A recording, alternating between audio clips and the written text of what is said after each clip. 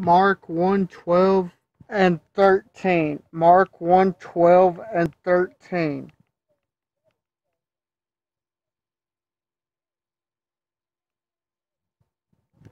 Immediately the Spirit drove him into the wilderness. So Jesus goes in the wilderness. We see here in Matthew and Luke, this is where Jesus is tempted by the Satan. It mentions that here, but we see the three temptations in Matthew and Luke. Temptation with food, temptation with power, and temptation with his faith, trust in God. He was there in the wilderness 40 days, tempted by Satan, which he was with wild animals, and angels were serving him. Now, we see more clarity in Matthew and Luke.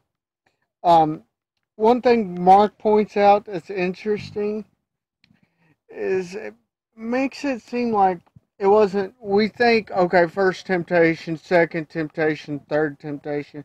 It's likely that the three temptations would have happened over the 40-day period. And then we see in Matthew and Luke, then the angels come minister to him, which most likely means they bring him food and water.